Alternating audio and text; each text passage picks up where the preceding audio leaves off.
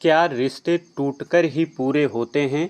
एक पल की मुलाकात से किसी व्यक्ति की किस्मत ऐसी बदल सकती है जिसकी किसी ने कल्पना भी ना की हो। आज की कहानी आपको सोचने पर मजबूर कर देगी। क्या सच में किस्मत ज़िंदगी में दोबारा मौका देती है? आज सुबह की हल्की धूप अमन की खिड़की से झांक रही थी। उसी धूप में उसकी थकी हुई आंखें चमकने की कोशिश कर रही थी। उसने रात भर पढ़ाई की थी, सरकारी नौकरी का इंटरव्यू आज था। यही उसकी ज़िंदगी का सबसे बड़ा मौका था। उसकी माँ बिस्तर पर लेटी हुई थी, खांसी रुक नहीं रही थी। पिता अखबार के पीछे से अमन को बार बार देख रहे थे, जैसे कि उनका दिल अंदर से कह रहा था कि बेटा, आज वक्त को बदल देना। आज का दिन शायद हमारी ज़िंदगी का सबसे अच्छा दिन हो। अमन ने माँ की साड़ी से अपने जूते साफ किए, बाल सही से संवारे, एक बार फिर से बैग उठाकर तैयार हो गया। नए कपड़े तो नहीं थे, लेकिन उसका इरादा चमक रहा था। आंखों में जिंदगी का सपना, दिल में जिम्मेदारी का बोझ था। माँ ने कांपते हाथों से अपने बेटे अमन का माथा छुआ और कहा, बेटा, ये लड़ाई सिर्फ तुम्हारी नहीं है, ये हमारे घर की आखिरी उम्मीद है। अमन ने अपनी माँ के पैर छुए और बिना कुछ बोले चल पड़ा। उसका दिल अंदर से डरा हुआ था, लेकिन चेहरा पत्थर की तरह शांत था। सरकारी दफ्तर की पुरानी बिल्डिंग, बड़ा सा बरामदा, दर्जनों युवा अपनी बारी का इंतजार कर रहे थे। हर चेहरा कह रहा था, बस एक बार लग जाए नौकरी, सब ठीक हो जाएगा। जब अमन का नाम बुलाया गया तो उसका दिल एक बार धड़का जरूर, लेकिन उसने अपने कदम नहीं रोके। वह धीरे धीरे इंटरव्यू कमरे की ओर बढ़ा। हर कदम उसके अपने 5 साल के मेहनत को साथ में लिए हुए थे। जैसे ही उसने दरवाज़ा खोला, सामने 3 लोग बैठे थे, 2 पुरुष और एक महिला। उस महिला को देखते ही मानो कि अमन की सांसें रुक गई। वह चेहरा, वह आंखें, वह अमरावती थी, जिस अमरावती से कभी अमन ने 7 फेरे लिए थे, जिसने 5 साल पहले उसी घमंड में अपने रिश्ते को तोड़ दिया था। आज वही अमरावती अफसर बनकर उसी का इंटरव्यू लेने के लिए बैठी थी। अमन का चेहरा एक पल के लिए फीका पड़ गया। पलकों में पुरानी यादें उमड़ पड़ी और उसने खुद को संभाला। कुर्सी पर बैठ गया और सोच लिया, आज सिर्फ मेरा नाम नहीं, मेरी मेहनत जवाब देगी। मेरे जज्बे की परीक्षा है। यह अमन ने अपनी सांसों को रोका और सिर ऊंचा रखकर सामने देखा।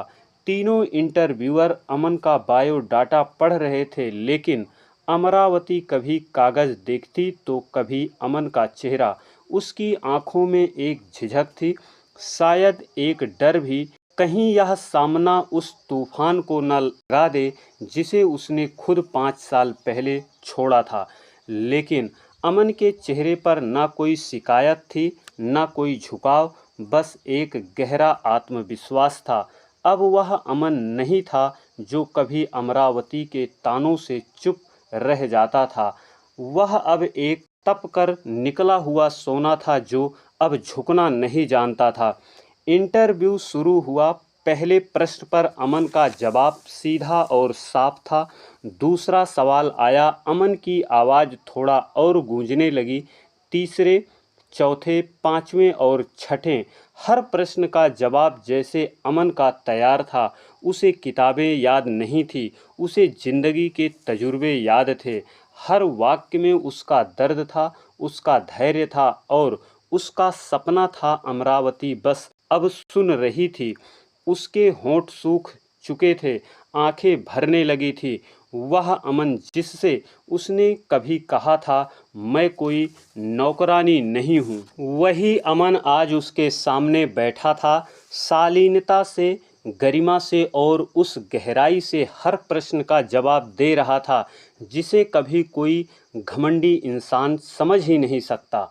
40 मिनट का इंटरव्यू खत्म हुआ, अमन ने सभी का धन्यवाद किया, अमरावती की ओर बिना किसी कटाक्ष या शिकायत के देखा और बाहर निकल गया। लेकिन किस्मत की कहानी अभी भी पूरा नहीं हुई थी। वह जैसे ही बाहर आया, पीछे से किसी ने प्यारी सी आवाज़ में पुकारा, अमन, अगर तुम्हारे पास 2 मिनट हो तो मैं कुछ बात करना चाहती हूँ। अमन रुका और उसने पीछे मुड़कर देखा। अमरावती वहाँ खड़ी थी, आंखें आंसुओं से भरी थी, चेहरे पर अजीब सी थकान थी और आवाज़ में नमी। अमन ने न ज़्यादा सोचा न कुछ पूछा, बस सीधा बोला, 2 मिनट क्या? अगर तुम्हें मुझसे कुछ कहना है तो मेरे पास जितना समय तुम्हें चाहिए उतना है। पास के एक छोटे से पार्क में चलने लगे। कहाँ कभी दोनों ने साथ सपने देखे थे। आज वही 2 लोग एक बेंच पर थे, लेकिन बीच में 5 साल की दूरी और सैकड़ों अनकहे जज्बात थे। पार्क की वह छोटी सी बेंच जिस पर कभी प्यार मोहब्बत के रंग गूंजा करते थे, आज वहाँ चुप्पी बैठी थी। अमरावती और अमन दोनों साथ थे, लेकिन उनके बीच की हवा अभी खामोश थी।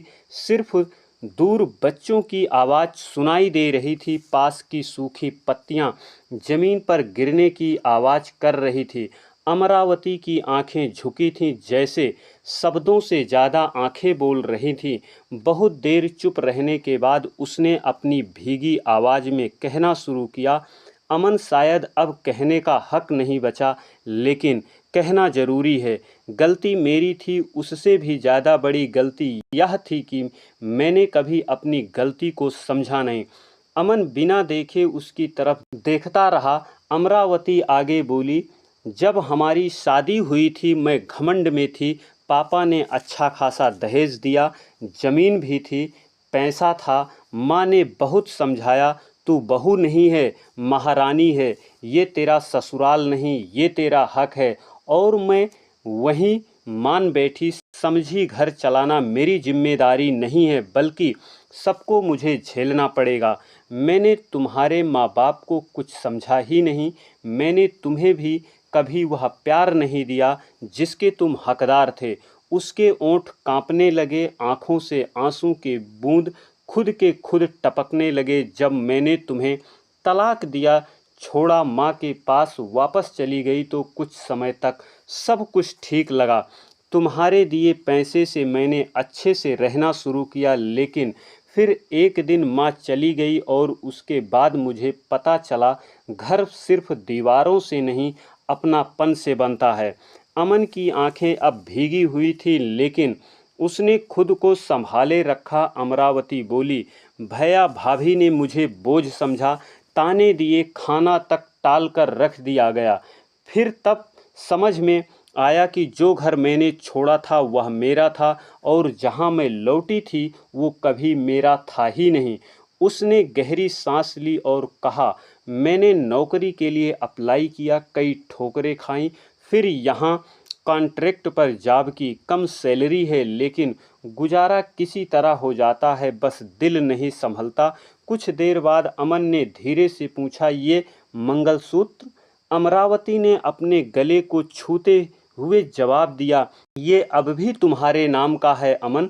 तलाक के बाद भी मैंने इसे नहीं उतारा, ना किसी और से जुड़ पाई, ना जुड़ना चाहा, क्योंकि तुमसे टूटी थी। फिर किसी और से जुड़ जाना मुझे धोखा देने के समान लगता था। यह सब सुनकर अब अमन की आंखों से पानी बह निकला, लेकिन ये आंसू गुस्से या दुख के नहीं थे। ये थे उस इंसान के आंसू जो सब कुछ सह चुका था, सामने बैठे उस इंसान को बदलते देख रहा था। अमरावती की आंखों में पछतावे से ज़्यादा उम्मीद झलक रही थी। उसका चेहरा जैसे कह रहा था, मैं टूटी हूँ पर अब बदल चुकी हूँ। अमन खड़ा कुछ पल उसे देखता रहा, फिर उसने चुप्पी तोड़ते हुए धीमी आवाज़ में पूछा, तो अब क्या चाहती हो अमरावती? अमरावती ने कांपते ओंठों से एक सवाल किया, क्या हम लोग फिर से एक साथ नहीं रह सकते? अमन, क्या इतना कुछ होने के बाद आप मुझे फिर से अपना सकते हो? अमन की आंखें एक पल के लिए बंद हो गई। वह 5 साल उसकी आंखों के पीछे एकदम घूम गए। माँ का इंतजार, पिता की चुप्पी, उसका अकेलापन, उसकी मेहनत और अमरावती की वह पुरानी बातें, लेकिन सामने बैठी वही लड़की टूट चुकी थी, सच्चे दिल से पछता रही थी और उस घर को दोबारा संवारना चाहती थी। अमन ने सांसें रोक ली और उसकी ओर देखकर कहा, अगर तुम सच में बदल चुकी हो, अगर तुम समझ चुकी हो कि घर घमंड से नहीं अपनापन से चलता है, तो हाँ, मैं तुम्हें दोबारा अपना सकता हूँ, लेकिन इस बार हम दोनों के बीच कोई तीसरा नहीं होगा, ना कोई माँ की उल्टी बातें, ना कोई घमंड, बस हम दोनों और हमारी समझदारी। अमरावती ने उसकी बातों पर अपना सिर झुका दिया। अब मैं वही बनना चाहती हूँ जो मैं पहले दिन बन सकती थी, लेकिन नहीं बनी। मैं अब इस रिश्ते को दिल से निभाना चाहती हूँ। कुछ दिनों में अमन अपने गांव लौटा और एक दिन सुबह अमरावती को लेने उसके मायके पहुंचा। अब वह घर मायका नहीं, 4 दीवारें थी जहां पर किसी की ज़रूरत नहीं थी।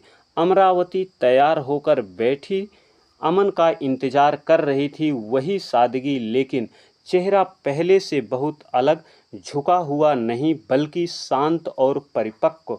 दोनों एक साथ घर लौटे।